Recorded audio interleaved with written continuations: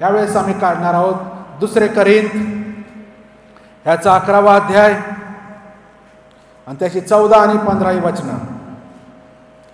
2 Corinth 11, 14 आणि 15 जर आपल्याला मिळालं असेल तर प्रभू येशूच्या नावात मी वाचतो. ह्यात आश्चर्य वाटण्यासारखे काही नाही, कारण सैतानही स्वतः तेजस्वी देवदूताचे सोंग घेतो, म्हणून त्याच्या सेवकांनीही नीतिमत्वाच्या सेवकांचे सोंग घेतले तर ती मोठीशी गोष्ट नाही, त्यांचा शेवट त्यांच्या कर्माप्रमाणे होईल. या ठिकाणी ट्रॅप आहे, या ठिकाणी एक मोठा धोका आहे. देवाचं वचन तो धोका आम्हाला सांगू इच्छित आहे. वाईट चुकीच्याच ज्या गोष्टी आम्हाला वाटतात त्याद्वारे सैतान आमच्यावर हल्ला करणार नाही, आमच्या समोर येणार नाही, आणि तो जर तसा आला तर आम्ही फसणार देखील नाही. आणि म्हणून सैतानही प्रकाश दूताचं काय घेतो, तिथे शब्द वापरला आहे प्रकाश, म्हणजे तेजस्वी देवदूतांचे सोंग घेतो. सोंगाडे आहे तो. देवाचं वचन सांगतं सैतानही तेजस्वी, असा साधारण नाही, तेजस्वी देवदूताचं सोंग घेतो. म्हणून आम्हाला सावध राहायचं आहे. प्रत्येक चकाकणारी वस्तू सोनं नसतं. प्रत्येक प्रकाशमान व्यक्ती हा देवदूत नाही, तो सैतान असू शकतो. चांगल्या रीतीने गोड गोड बोलून प्रार्थनेचं ह्याचं त्याचं मदतीचं सोंग घेऊन आज लोक आमच्या घराघरात शिरत आहेत. वाईट मार्गाने शिरत नाही. आणि पुढेच्या वचनात लिहिलं आहे त्या 15व्यात, म्हणून त्याच्या सेवकांनीही नीतिमत्वाच्या सेवकांचे सोंग घेतले. प्रत्येक देवाचा सेवक हा देवाचा सेवकच असेल याची गॅरंटी नाही. तो सैतानाचा सेवक असेल, दाखवत देवाचा आहे. आणि म्हणून परीक्षा करा, फसू नका, भूलू नका. कारण जर सैतान प्रकाशमय देवदूताचं सोंग घेतो तर तो काही करू शकतो आम्हाला फसवण्यासाठी. याकोबाचं पत्र 1 अध्याय त्याची 12 ते 15.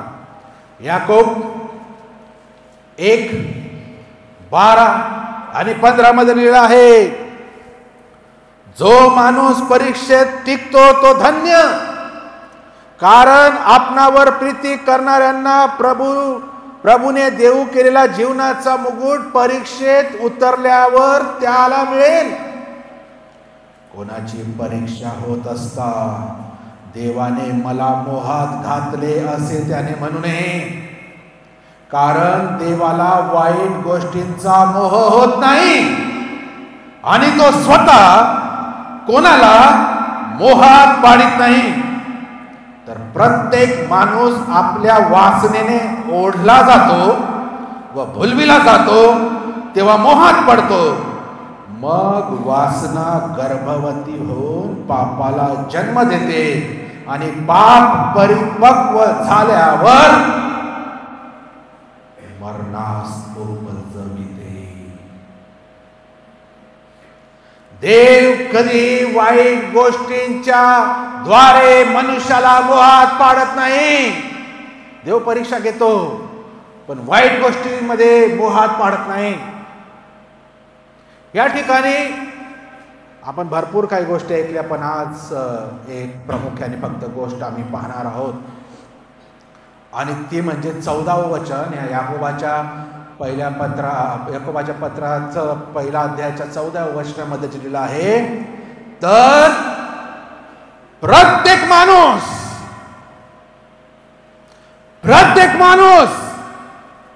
म्हणजे त्या स्त्री पण आपल्या वासनेने ओढला जातो व फुलविला जातो, तेव्हा मोहात पडतो.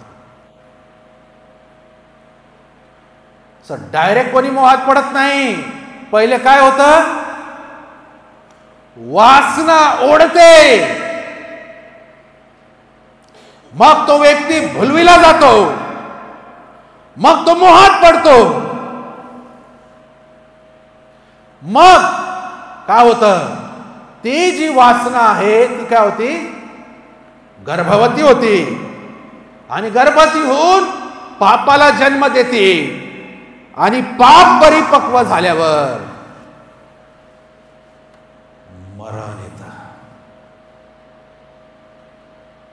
जुन्या करारात मी म्हणते बरं का, नवीन करारात मोह, वासना, पाश, सैतान आम्हाला वाईट गोष्टींद्वारे मोहात पाडतो. प्रकाशमय दूताचं तो सोंग घेतो, चांगल्या गोष्टी दाखवतो, पण त्या फक्त आम्हाला अडकविण्यासाठी असतात. नंतर त्याचा शेवट वाईट होत जातो. कितीतरी उदाहरणं आहेत. सलमोन राजा एका मुंगीला सांगतो, अरे मूर्खा, त्या मुंगीकडे जाऊन शहाणा हो, तिचं वर्तन बघ, छोटासा कीटक. आम्हाला निसर्ग देवाने ज्या पशु पक्षी बनवलंय त्यांच्याकडून शिकण्याची गरज आहे. किती हुशार आहेत ते. एक वेळेस ते भुलविले जात नाही, ठकविले जात नाही, पण मनुष्य जात नाही.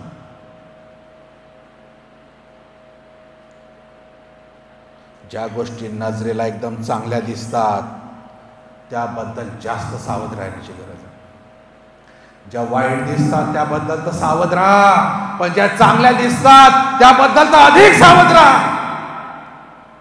कारण ज्या वाईट दिसतात त्या वेळामध्ये आम्ही एखाद्याच फसणार नाही, पण ज्या चांगल्या दिसतात त्यामध्ये आम्ही नक्कीच फसू. हे सैतानाला चांगलं माहिती आहे. म्हणून तो प्रकाशमय देवदूताचं सोंग घेतो आणि सोंगाड्या घरोघरी फिरतो. पुष्कळ लोक त्याला घेऊनच फिरतात. चर्चमध्ये आल्यावर वेगळा चेहरा, चर्चच्या बाहेर गेल्यावर वेगळा चेहरा. लोकांना दिसावं म्हणून काही दानधर्म करतात. एकांतात कोणी भिकारी दिसला तर हाकलून लावतात. सोंग, धार्मिकतेचं सोंग, याचं सोंग, त्याचं सोंग, तो सोंगाडे आहे. खूप प्रार्थना करतो म्हणून खूप चांगला आहे, हा उपास करतो म्हणून खूप चांगला आहे, हा गीत गातो म्हणून खूप चांगला आहे, हा मोठे मोठे संदेश देतो म्हणून खूप चांगला आहे, असं नाही. हे धार्मिकता फाजील आहे. आम्हाला प्रत्येक गोष्टीची परीक्षा करावी लागेल, चाच पडून पाहावी लागेल. दिवस कठीण आहे. सैतान एक वेळ सोडणार नाही, एक जागा सोडणार नाही, एक दगड पालथा केल्याशिवाय राहणार नाही. आम्हाला फसवण्यासाठी, आम्हाला अडकवण्यासाठी, आम्हाला मोहात पाडण्यासाठी, आम्हाला पापात पाडून आम्हाला मारण्यासाठी तो एक क्षण चुकवणार नाही. प्रश्न आमचा आहे, आम्ही भोळ्यासारखं जातो की ज्ञानवंतांसारखं वागतो. म्हणून मागच्या वेळेस आम्ही पाहिलं की सभोवताली नजर टाकून नीट जपून चाला.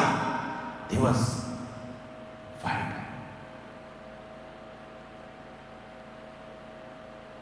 परीक्षा घेणारी, मोहात पाडणाऱ्यांची वाणी बुद्धीच्या ज्ञानवंताच्या वाणीसारखीच वाटते.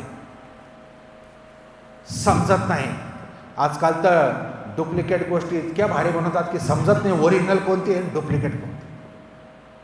चायना माल वापरल्यावर कळतो की हा किती दिवस टिकतो. त्याप्रमाणे सगळी जग बनाव आहे. ह्या जगात सर्व दिखावा आहे, ह्या जगात सर्व कॉपी आहे, ओरिजिनल नाही. ओरिजिनल आम्हाला चेक करावे लागणार आहे. आणि ह्यावेळेस सैतान ख्रिस्ती लोकांना मंडळांमध्ये जर कोणतं शस्त्र जास्त वापरत असेल तर ते मोह आणि वासना आहे.